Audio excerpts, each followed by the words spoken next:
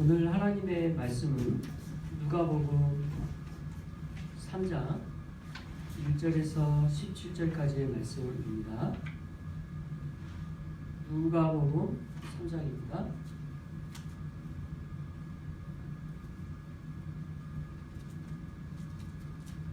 저와 여러분이 한 절씩 교독하도록 하겠습니다. 디베리오 황제가 통치한 지 15해 곧 본디오 빌라도가 유대의 총독으로 헤롯이 갈릴리의 분봉왕으로 그 동생 빌립이 이루레와 드라고니 지방의 분봉왕으로 루살리아가 아빌리에의 분봉왕으로 안나스와 가야바가 대전하고 있을 때에 하나님의 말씀이 그에서 사가랴의 아들 요한에게 임한지라. 요한이 여단강 부근 근처에 와서 죄사함을 받게 하는 회개의 세례를 전파하니 선지자 이사야의 맹세를 쓴 자 광야에서 외치는 자의 소리가 있어 이르되 너희는 주의 길을 준비하라. 그의 의지를 준비하라. 모든 골짜기가 메어지고 모든 산과 작은 산이 낮아지고 굽은 것이 돋아지고 험한 길이 평탄하여질 것이요 모든 육체가 하나님 구원하심을 보리라 같으니라. 요한이 세례 받으러 나오는 우리에게 이르되 독사의 자식들아 누가 너희에게 일러 장차 올 진노를 피하랴 하더냐. 그러므로 회개에 합당한 열매를 맺고 속으로 아브라함이 우리 조상이라 말하지 말라. 내가 너에게 이르노니 하나님이 능히 이 불들도 아브라함의 자손이 되게 하시리라. 이미 도끼가 나무 뿌리에 놓였으니 좋은 열매 맺지 아니하는 나무마다 찍혀 불에 던져지리라. 우리가 이르되 그러면 우리가 무엇을 하리이까? 대답하여 이르되 옷 두 벌 있는 자는 옷 없는 자에게 나눠줄 것이요 먹을 것이 있는 자도 그렇게 할 것이니라 하고 세리들도 세례를 받고자 하여 와서 이르되 선생이여 우리는 무엇을 하리이까 하매 이르되 부가된 것 외에는 거두지 말라 하고 군인들도 물어 이르되 우리는 무엇을 하리이까 하매 이르되 사람에게서 강탈하지 말며 거짓으로 고발하지 말고 받는 금료를 족한 줄 알라 하니라. 백성들이 바라고 기다림으로 모든 사람들이 요한을 혹 그리스도신가 신중에 생각하니 요한이 모든 사람에게 대답하여 이르되 나는 물론 너희에게 세례를 베풀거니와 나보다 능력이 많으신 이가 오시나니 나는 그의 신발끈을 풀기도 감당하지 못하겠노라. 그는 성령과 불로 너희에게 세례를 베푸실 것이요 함께 손에 길을 들고 자기의 타작마당을 성하게 하사 알곡은 모아 곡간에 들이고 쭉정이는 꺼지지 않는 불에 태우시리라. 아멘. 할렐루야. 2021년 주님의 은혜로 하루하루 인도하심에 감사드립니다. 누가복음 이제 3장 말씀을 같이 살펴봅니다. 누가복음의 성경의 특징을 지난 두 번에 걸쳐 말씀을 좀 나눴죠. 한 가지만 좀 더 우리가 그 특징을 생각해 본다면 누가복음의 가장 큰 특징은 헬라 문화권에 익숙한 누가. 그래서 그 누가는 특히 역사가들이 쓰는 그런 특징과 그때 당시의 문헌들에 발견되는 공통적인 그런 특징을 갖고 있다. 라고 말씀을 드렸죠. 그 특징이 오늘 본문에도 나타나는 게 있어요. 이게 어디냐? 바로 3장 1절에 그러한 맥락으로 나타납니다. 3장 1절 다시 한번 같이 한번 읽어볼까요? 시작. 디베리오 황제가 통치한 지 15해 곧 본디오 빌라도가 유대의 총독으로 헤롯이 갈릴리의 분봉왕으로 그 동생 빌립이 이두레와 드라고니 지방의 분봉왕으로 루살리아가 아빌레네의 분봉왕으로. 자, 여기서 지금 등장하는 인물이 5명이나 됩니다. 그죠? 앞에서부터 보면 디베리오 황제에 대하여서부터 나오죠. 그러니까 로마의 그때 다스리는 전체의 가장 중요한 위치에 있는 황제 디베리오라는 사람. 이제 여기서 뭐 이 사람들에 대하여 일일이 열거하지는 않겠습니다. 왜냐하면 뭐 우리는 하나님의 말씀의 이 내용의 핵심이 무엇을 말하고자 하는데 초점이 있으니까요. 근데는 지금 누가는 이렇게 열거하면서 핵심이 어디 있을까요? 저는 여기서 확실히 보여주는 게 뭐냐면 누가 당시에 있었던 시대적 배경을 보여주면서 내가 지금 말하고자 하는 예수 그리스도에 대한 이 말씀에 대한 내용은 모든 사람들이 살고 있는 그 시대, 그 역사 가운데 실제 존재했던 분이시다라는 것을 보여주기 위함이죠. 그러니까 예수님은 역사적 인물이고 우리는 2000년이 지났지만 2000년 전에 실제 성경에 기록되어 있던 이 모든 내용이 하나도 빠짐없이 사실임을 역사적인 근거로 설명하고자 하는 거죠. 그게 오늘 1절에서 우리가 봐야 될 핵심이죠. 근데 5명이 나오면서 누가 어디를 다스렸다라는 이야기가 나오잖아요. 디베르 황제다. 15해가 됐던 때다. 그때가 이제 유대 지방에는 누가 있었냐? 총독으로 우리가 잘 알고는 빌라도라는 총독이 있었고, 그 다음에 갈릴리는 누가 다스렸냐? 분봉왕으로 누가 있었냐? 헤롯이 있었다. 그의 동생 빌립이 이두레 니고들이 지방 분봉왕으로 있었다. 누사니아 그리고 뭐 이렇게 다들 어떤 지역들의 분봉왕으로 있는 것까지 쫙 열거가 되기 때문에 이 시기가 뭐 거짓말이 아닌 거죠. 모든 분봉왕들과 로마를 다스리던 통치하는 황제와 뭐 이런 내용들을 쭉 열거하면서 누가는 헬라 문화권에서 살고 있던 그 역사가들이 취했던 어떤 형식과 패턴들을 그대로 따르면서 역사적 사실임을 주장하는데 우리가 확인할 수 있는 거죠. 자, 그런 상황 가운데 2절에 보니까 또 다른 인물들이 나옵니다. 2절 같이 한번 읽어봅니다. 시작. 안나스와 가야바가 대제사장으로 있을 때에 하나님의 말씀이 빈들에서 사가랴의 아들 요한에게 임하니라. 자, 여기서 나오는 두 사람의 이름 안나스, 가야바, 이 두 사람은 대제사장으로 섬기고 있었다라고 성경은 말하고 있습니다. 그러니까 이게 앞에서는 그 나라를 다스리는 통치하는 사람들에 대한 이야기였다면 2절에서는 바로 이어서 대제사장 이름까지 언급하고 있죠. 그래서 이 요한이 지금 활동하고 있는 이 시기에 대하여 명료하게 어느 시기에 이 사람이 활동했는지를 이 두 절만 봐도 쫙 알 수가 있게끔 열거를 하고 있잖아요. 그리고 나서 2절 이제 후반부에는 무슨 이야기를 합니까? 하나님의 말씀이 빈들에서 사가랴의 아들 요한에게 임하였다라는 말씀으로 시작합니다. 하나님의 말씀이 빈들에서, 여기서 빈들이라는 이 단어, 원래 이 빈들이라는 단어, 예레모라는 이 단어는 어떤 부분에서는 광야로도 번역되어지기도 했는데, 빈들, 광야, 이게 공통적으로 성경에서 말하고자 하는 핵심은 뭘까요? 사람이 살지 않는 곳이에요. 황량한 곳이에요. 적합하지 않은 거죠. 뭐 일부러 살지 않은 게 아니고 환경 자체가 살기 어려운 곳이죠. 그래서 그런 곳에 사람이 살지 않는 그런 황량한 곳에서 지금 그 빈들이라는 단어로 말하면서 여기에 하나님의 말씀이 요한에 임하였다라고 말씀하시는 거죠. 자, 이 빈들, 광야라는 이 단어는 참 우리가 주목해 볼 만한 게 있습니다. 성경에서 빈들과 광야에 대한 어떤 메시지가 있었거든요. 광야 하면 어디가 여러분 제일 생각납니까? 모세가 출애굽하여서 이스라엘 백성들을 인도하여 38년 이상, 거의 40년이라는 기간 동안 살았던 장소, 그거를 우리가 뭐라고 불러요? 광야라고 불러요. 같은 단어인데 이게 지금 무슨 의미를 표현하고 있냐면 사람이 살기에 적합하지 않은 장소에 있었다라는 거죠. 그리고 계속 이주했잖아요. 계속 이동했어. 그러면 계속 이동하면서 산다라는 게 얼마나 불편할까요? 여러분, 집을 떠나서 조금만 살아봐도 얼마나 불편해요. 텐트 생활을 했어요. 입는 거, 먹는 거, 자는 것 무엇 하나 편할 게 없는 그 생활을 40년 이상 했다.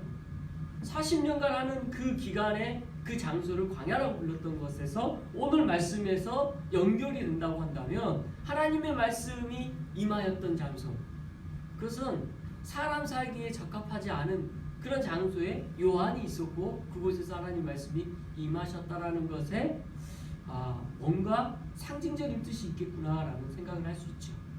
그 이상 우리가 뭐 일부러 빈들에 대하여 설명하는 것은 어렵습니다만 한 가지 확실한 것은 성경에서는 그 장소에 대하여 하나님의 구원과 관련된 상징성을 보여주실 수 있다라는 것 정도는 우리가 볼 수가 있죠. 아무튼 이 광야에서 과거에 이스라엘이라는 민족이 하나님에 대해서 배웠고, 그래서 어떤 성경에서는 광야 교회라고까지 표현을 하죠. 그것을 스테반 집사가 광야 교회라고 표현을 하잖아요. 그리고 또 세례 요한은 이 장소에서 하나님이 임하신 일들에 대하여 경험들을 하고 있는 거죠. 자, 이어서 3절 읽어보겠습니다. 시작. 요한이 요단강과 푸른 각자에 와서 주의 사함을 받게 하는 행위를 전파하니. 자, 요한이 요단강 강 근처, 그 지금 정확한 장소라고 설명하기는 어렵지만 요단 강이 흐르는 그 지역이 있을 거 아니에요. 강이 흐르는 그 지역, 그곳에서 죄사함을 받게 하는 회개세를 전하였다라고 3절에서는 선포하고 있습니다. 그래서 지금 요한이 무슨 일을 하게 됐는가? 앞에서 하나님의 말씀이 임하신 다음에 그가 했던 행위가 뭐냐? 3절에 핵심적으로 이렇게 말하죠. 죄사함을 받는 회개세를 전파했다. 이게 뭘 뜻할까요? 죄사함을 받게 하는 회개의 세례. 죄사함을 받게 하는 회개의 세례. 우리가 죄사함을 받게 된다라는 것이 뭘 뜻하냐? 우리가 오늘날 우리의 지금 예수 그리스도를 통해서 알게 된 은혜를 생각해 볼 때 죄사함을 받는 회개의 세례라는 것은 그리스도를 믿음으로 말미암아 구원받는 것을 우리가 고백하고 믿음으로 그 믿음을 우리가 알게 한 것을 설명할 수 있겠죠. 여기서도 지금 죄사함을 받게 하는 회개의 세례라는 것은 핵심이 그거예요. 세례 요한이 어떤 특별한 권능으로 자기가 뭔가 했다고 지금 강조하려고 하는 게 아니에요. 세례 요한의 핵심은 그 뒤에 나오지만 모든 초점이 누구에게 있어요? 예수 그리스도에게 있어요. 그래서 여기서의 초점도 여전히 그렇다라는 것을 회개의 세례라는 이 의미를 거기에 넣은 것이 맞습니다. 자, 오늘날 우리 세례가 어떤 의미입니까? 여기 계신 분들은 다 세례를 받았습니다만 세례라는 것 자체가 구원의 은혜와 직접적인 상관이 있나요? 세례의 교인이 되면, 그렇죠? 우리가 세례 교인이라고 표현하잖아요. 세례 받은 사람들을 세례 교인이라고 그러죠. 그리고 다른 말로는 정회원이 된다는 뜻이기도 해요. 세례를 받은 자들만이 정회원이라고 교회에서는 인정을 합니다. 이게 세례가 어떤 의미길래 그럴까? 그러면 교회의 정회원이 되고 세례교인이 되면 특별한 다른 은혜가 있는가? 우리는 여기서 두 가지 답을 할 수 있죠. 첫 번째, 구원과 상관이 있는 거냐 세례가? 교회에서, 오늘날 교회에서도 상관이 있나요? 이게 가장 중요한 건데 우리가 착각을 해서는 안 될 게 구원과 상관이 없다는 걸 우리는 먼저 의심해야 돼요. 우리의 구원은 세례를 받고 안 받고에 있지 않아요. 로마 카톨릭은 세례를 받은 것에 목숨을 걸어요. 왜요? 구원과 상관이 있다고 생각을 하니까요. 그렇게 생각하는 이들도 있어요. 그러나 우리는 그렇게 생각하지 않아요. 그러면 그 이전에 더 중요한 게 있다는 거죠. 뭐예요? 예수 그리스도를 믿는 거예요. 우리의 핵심이. 예수 그리스도를 믿지 않으면 아무리 세례를 받아도 그 세례의 능력은 구원하고는 상관이 없다라는 거예요. 먼저 이게 중요하죠. 두 번째, 우리가 중요하게 여겨야 될 이 세례에 대한 것은 진짜 우리가 오늘날 세례의 의미를 생각할 때 핵심이라고 볼 수 있는데, 세례는 구원받는 직접적인 영향을 주지 않으나 하나님의 말씀을 들어갈 수 있는 하나의 울타리로서의 기능을 해요. 그죠? 자, 교회에 정회원이 되고 세례의 교인으로서 하나님의 말씀을 들을 수 있는 특권 안에 있게 돼요. 그래서 이 특권 안에 있다라는 자체가 구원받을 수 있는 그 은혜를, 예수 그리스도를 믿는 그 은혜를 얼마나 많이 받을 수 있는지 몰라요. 제가 사랑하는 우리 어떤 가족들이나 우리 자녀에게 목사로서 하나님의 말씀을 바로 전할 수 있는 의무가 교회에서도 선포되지만 가정에서도 있잖아요. 그런다고 할 때 가정에서의 저의 역할을 그걸 잘 제가 감당한다면 얼마나 좋은 영향이 있겠어요. 그죠? 그거죠. 세례를 받는다는 건 하나님의 말씀 안에 들어올 수 있는 좋은 울타리를 갖고 있다는 의미가 되는 거죠. 그리고 눈으로 보이는 세결식이 있었던 거잖아요. 모든 사람 앞에 예수 그리스도의 이름으로 이제 세례교인으로서 살아갈 것에 대한 선언과 선포를 교회에서 하는 거예요. 그 선언과 선포는 마치 우리나라에서 보여지는 결혼식과 같은 개념과 유사하잖아요. 실제 결혼의 서약 그 모든 의식이 결혼식이라는 의식을 통해서 우리가 실제 도장 찍는 거하고는 상관이 없죠. 중요한 의식이잖아요. 마찬가지로 세례식은 그런 외적인 선포의 모습으로서의 기능이 있는 거죠. 그러나 가장 중요한 구원의 문제에 있어서의 직접적인 영향은 없다. 이게 오늘날에도 세례의 영향력입니다. 그러면 오늘 3절에서의 세례 요한이 죄사함을 받게 하는 회개 세례 또한 그러했겠죠. 네. 어떤 세례도 구원을 직접 줄 수 있는 능력이 없습니다. 그걸 우리 명심해야 됩니다. 같이 예배를 드리고 있는 분들 가운데 세례를 아직 안 받았어요. 그럼 이 사람 구원을 세례 안 받았으면 못 받았나요? 아니에요. 그럼 이 사람이 세례를 안 받았어도 구원 받는다면 구원을 어떻게 하면 받을 수 있나요?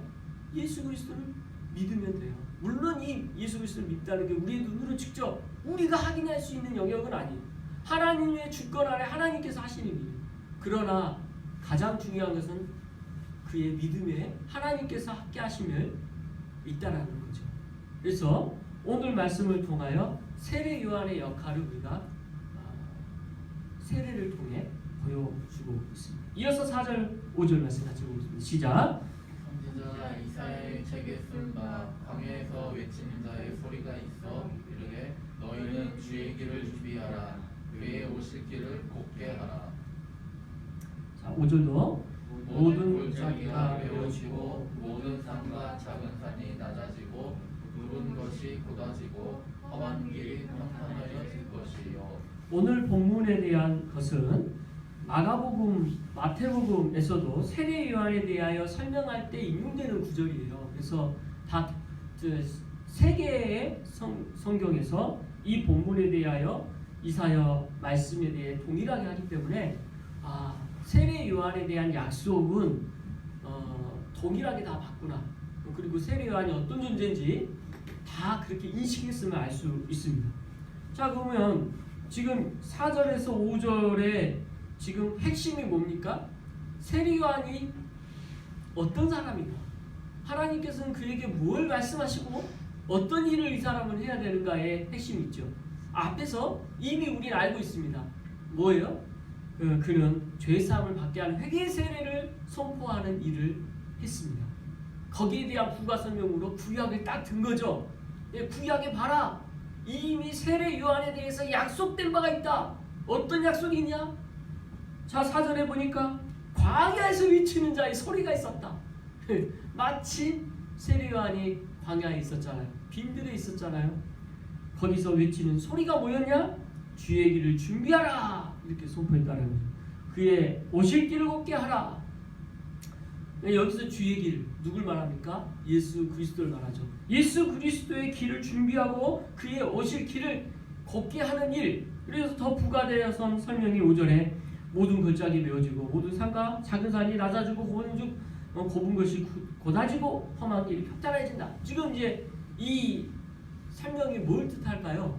지금 첫 번째는 세례 요한은 주의 길을 준비하는 사람이구나. 거기에 대한 선포가 먼저 있는 거죠. 세례 요한이라는 사람은 그가 해야 될 사명 딱 하나, 다른 거 없어요. 주의 길을 준비하는 거예요. 주의 길을.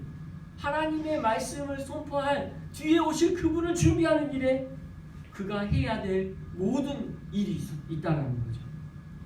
자, 저는 이 말씀 보면서 오늘날 우리에게 선포되어지는 내용과 연결됩니다.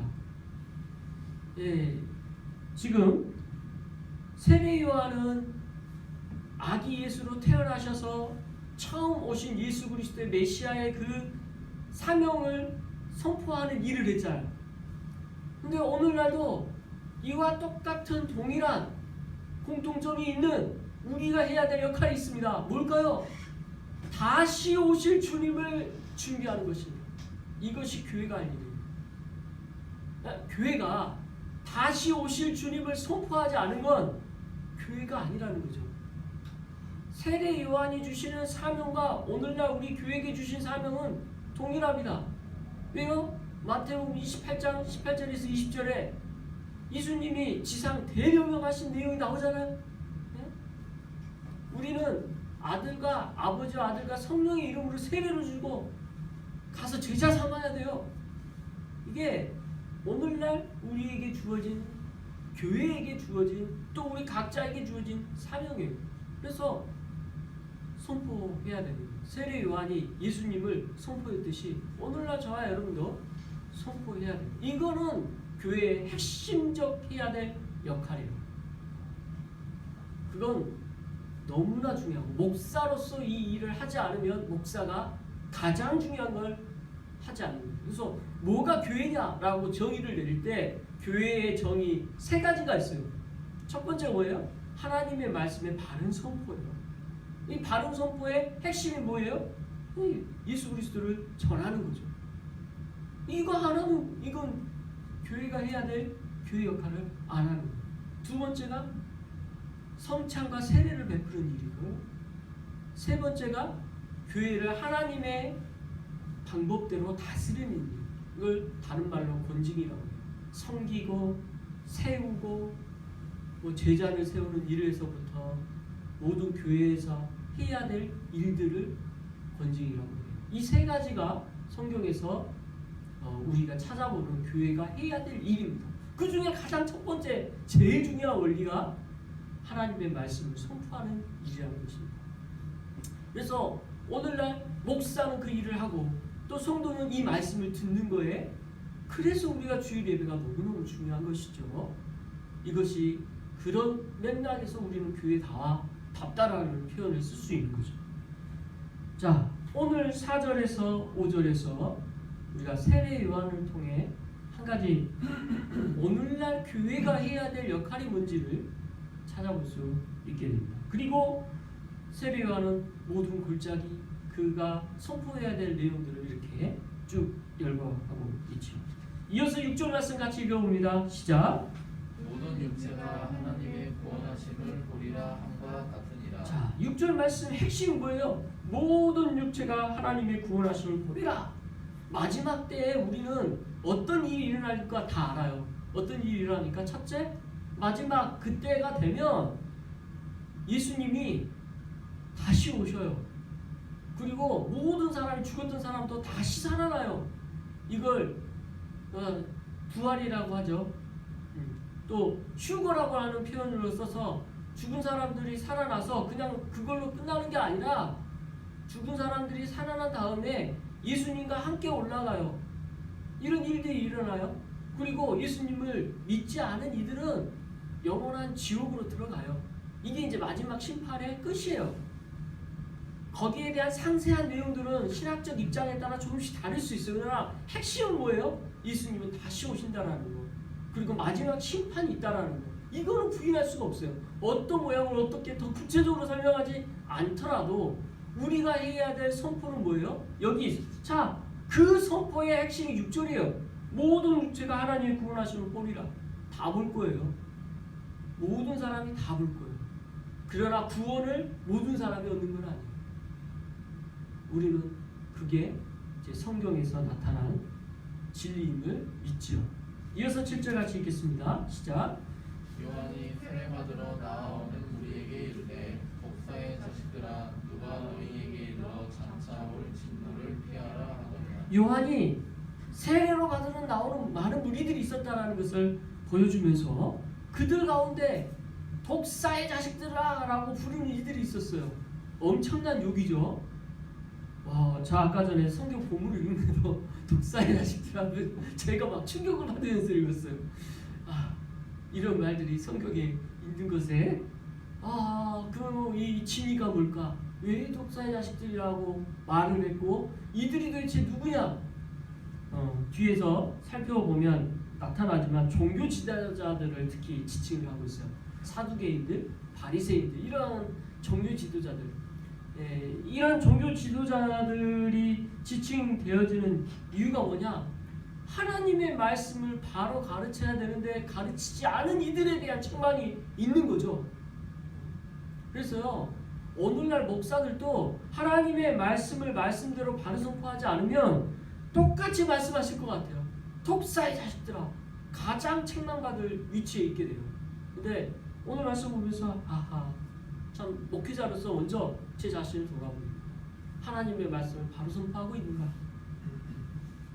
교회가 교회다울 수 있도록 하나님의 말씀이 잘 증거되고 있는가? 먼저 이것에 돌아봄이 필요함을 알게 됩니다. 그러면서 누가 너희에게 일러 장차 올 진노를 피하랴? 이게 앞으로 올 그 어마어마한 하나님의 책망과 그리고 그 진노를 피할 수 없음을 강조하고 있죠. 자, 여기서 말하고자 하는 핵심은 뭘까요? 종교 지도자들이 저주받았다. 여기 핵심이 있을까요? 핵심은 뭘까요? 만약 그게 아니라면 뭘 말하고자 할까요? 어떤 누구든지 하나님의 말씀 가운데 거하지 않는다면 그 진노를 피할 수 없다라는 거에 핵심이죠. 종교 지도자들은 당연하고 종교 지도자들이 아니다 할지라도 하나님의 진노를 피할 수 없는 자들이 누구예요? 하나님의 말씀과 뜻대로 살지 않은 자들이 되는 거죠. 거기에 대하여 사람들이 어떤 반응을 보여요? 두려워하는 반응들이 보여요. 그래서 8절부터 이제 그러한 반응들이 막 이어서 나오고 있는 것입니다. 8절 9절 먼저 읽어봅니다. 시작. 그러므로 행에 합당한 열매를 맺고 속으로 아브라함이 우리 조상이라 말하지 말라. 내가 너희에게 이르노니 하나님이 능히 이 돌들로도 아브라함의 자손이 되게 하시리라. 이미 도끼가 나무 뿌리에 놓였으니 좋은 열매 맺지 아니하는 나무마다 찍혀 불에 던져지리라. 7절 말씀에 이어서 이렇게 설명하는 내용의 핵심이 뭐예요? 핵에 합당한 열매를 맺어라. 그리고 아브라함이 우리 조상이라고 말하지 말라. 이 두 가지 이야기를 먼저 해요. 이들 안에 생각이 두 가지가 있었다는 걸 알 수 있는데, 첫 번째 이들은 아브라함이 우리 조상이라는 자랑스러운 마음이 있었다는 걸 먼저 알 수 있어요. 그죠? 굉장한 자부심이 있었던 거죠. 프라이드를 끼고 있었어요. 또 하나는 진짜 구원받은 자들에게 나타나야 될 특징은 핵에 합당한 열매를 맺어야 된다는 것이다. 근데 그 열매를 맺는 거냐, 못 맺고 있는 거냐, 맺지 못하고 있다는 거죠. 그래서 지금 아브라함이 우리 조상이라고 자랑하지 않을 것과 합당한 회개의 열매를 맺으라는 것과 이 두 가지 이야기를 하면서 거기에 대한 부연 설명은 뭐라고 해요? 왜 아브라함이 우리 조상이라고 말하는 게 지금 자랑스럽게 여기는 이거에 대해서 왜 책망하고 있냐? 이어서 너희에게 이르노니 하나님이 능히 이 돌들로도 아브라함의 자손이라 되게 하신다. 지금 이 말이 참 우리 언어로 쓰여졌으니까 이게 언어 유의가 안 느껴지는데 언어 유의가 있어요. 어떤 언어 유의가 있냐면 돌이라는 단어의 것과 자손이라는 단어가 비슷해요. 돌이라는 이 돌들이라는 뜻이 아부나냐라는 뜻이 되고 자손들 배나냐 이런 뜻이어서 앞에 아부, 배 이것만 바꾸면 돌과 자손들이 바뀌어버려요. 그래서 하나님께서 실은 이제 우리가 문맥적으로 돌과 자손을 그런 언어 유희를 모른다 하더라도 생각해 보면 하나님은 능력이 있으시죠. 그냥 일반 돌도 자손되게 할 수 있어. 그게 자체가 어떠한 가치가 없어. 아브라함 자손이라는 것 자체가 어떠한 가치가 없어 라는 말씀을 이렇게 반증하고 있는데, 그 반증 안에 또 언어 유희로 하나님의 능력을 드러내면서 우리가 자랑스러워하는 것이 얼마나 보잘것없는가를 말씀하고 있는 거죠. 그러면서 9절에 이미 도끼가 나무 뿌리에 놓였다. 그리고 좋은 열매를 맺지 못한 나무는 찍히게 된다. 불이 던져지게 된다. 이제 이 말씀을 하면서 아브라함이라는 그 나무 아래 있다 할지라도 열매 맺지 못하면 죽게 된다라는 설명을 이렇게 하고 있는 것입니다. 자, 그랬더니 이제 무리들이 그 말씀에 대하여 두려운 마음이 생긴 거죠. 그 두려운 말씀에 대한 그 지리가 나오는 게 10절부터 이제 14절까지 나오는 거예요. 그냥 14절까지 10절에서 쭉 한번 읽어보겠습니다. 시작. 우리가 물어 이르되 그러면 우리가 무엇을 하리이까? 대답하여 이르되 옷 두 벌 있는 자는 옷 없는 자에게 나눠줄 것이요 먹을 것이 있는 자도 그렇게 할 것이라 하고, 세리들도 세례를 받고자 하여 와서 이르되 선생이여 우리는 무엇을 하리까 하매 이르되 부과된 것 외에는 거두지 말라 하고, 그리들도 물어 이르되 우리는 무엇을 하리이까 하매 이르되 사람에게서 강탈하지 말며 거짓으로 고발하지 말고 받는 금료를 족한 줄로 알라 하니라. 자, 그래서 10절부터 14절 말씀의 맥락을 쭉 보니까 어떻게 살아야 됩니까? 라는 질문인 것이고, 그 어떻게 살아야 되는지에 대한 답을 세례 요한이 하고 있는 거죠. 자, 뭐 복잡하게 설명하고 있지만 핵심은 단순해요. 욕심내지 말고 있는 것에 만족하며 살고 다른 사람들에게 피해되지 않도록 하는데, 지금 그런 맥락 안에 다 있어요. 그죠? 우리의 삶의 초소에서 그리스도인답게 사는 것이 뭐냐라는 오늘날 우리가 질문할 수 있잖아요. 우리의 삶도 동일해요. 여기서 더 많은 걸 요구하지도 않아. 자기의 삶 가운데서 정직하게 하는 정도의 선이에요. 그죠? 이게 핵심은 아니니까요. 근데 여기서 우리가 예수 그리스도께서 우리에게 가르쳐 주신 더 근본적인 원리가 있죠. 여기서 한 발 더 나아가는 근본적인 원리와 이해의 원리, 그것은 뭐예요? 사랑하라는 명령이에요. 그 사랑하라는 명령의 개념 안에서 우리가 행하면 돼요. 그러니까 내 이웃을 내 몸같이 사랑하라. 근데 먼저 하나님을 사랑하는 거죠. 그리고 내 이웃을 내 몸같이 사랑하라. 이게 연결되어 있는 것을 우리가 기억하시기 바랍니다. 그래서 우리의 삶에서 똑같은 이 질문을 우리가 서로에게 한다면 사랑하라는 이 개념 안에서 우리의 삶의 원리를 적용하면 된다는 것입니다. 이어서 15절부터 17절 말씀, 마지막 이제 내용인데 같이 한번 읽어보겠습니다. 시작. 백성들이 바라고 기다림으로 모든 사람이 요한을 혹 그리스도신가 심중에 생각하니, 요한이 모든 사람에게 대답하여 이르되 나는 물로 너희에게 세례를 베풀려니와 나보다 능력이 많으신 이가 오시나니 나는 그의 신발끈을 풀기도 감당하지 못하겠노라.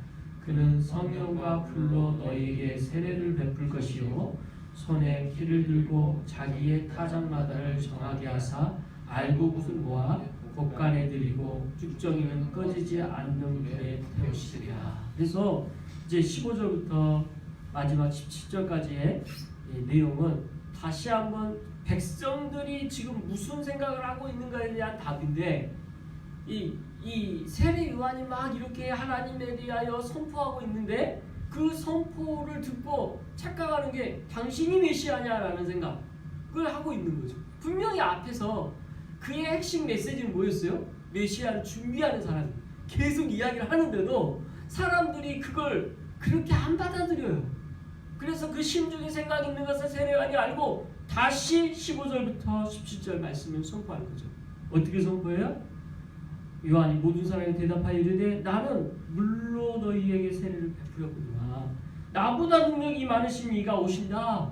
네, 아주 명료하게 다시 한번 나는 물로 세례를 베풀었다. 나 더 많은 능력으로 베푸신 이가 온다니까요.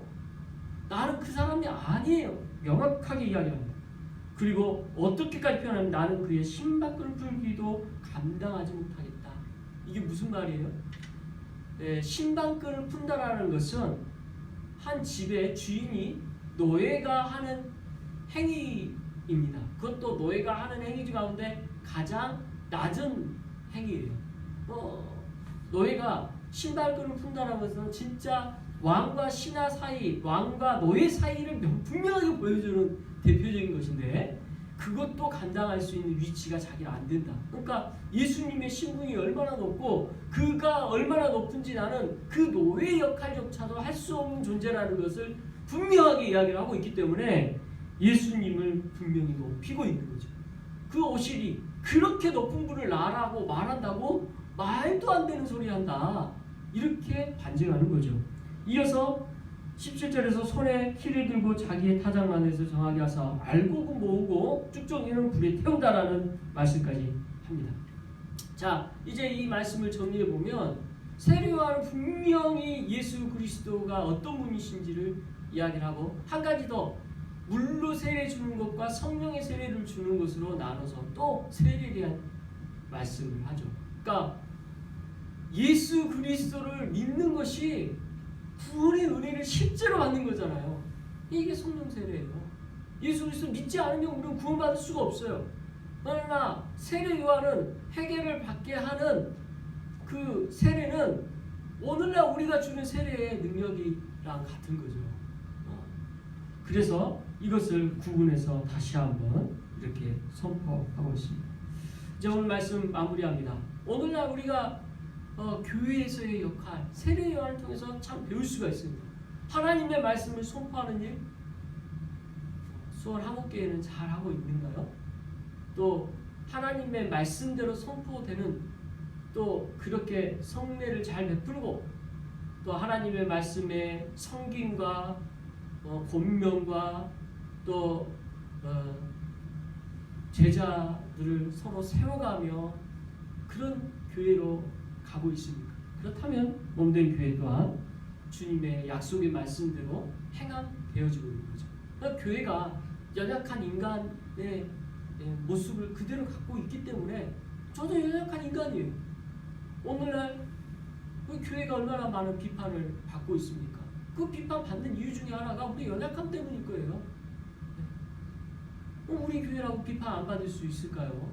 때로는 우리도 받을 수 있어요. 아무리 우리가 온전하게 하려고 한다 하더라도 연약함이 있어요. 그럼 이때 우리 어떻게 해야 될까요? 겸손히 주님이 우리의 연약함을 아심을 회개하고 주님께 의뢰하고 하나님이 가르쳐 주신 말씀의 교회의 모습대로 나아가도록 몸부림치는 것밖에 없어요. 이 땅 가운데 몸된 교회들이 참 그렇게 한 걸음 한 걸음 주님께 나아가는 모든 교회가 되길 그리스도의 이름으로 축원합니다. 오늘날 이 말씀 가운데 거한다는 것이 참 더 우리가 중요한 시대인 것 같습니다. 이 시대 2021년 그런 열매들이 각자에게 맺어져서 회개에 합당한 열매라고 표현되어지는 것들이 우리의 삶 가운데 많은 열매들로 나타나는 그런 은혜의 한 주가 되시길 그리스도의 이름으로 축원합니다. 기도하겠습니다. 사랑과 은혜가 풍성하신 하나님 아버지,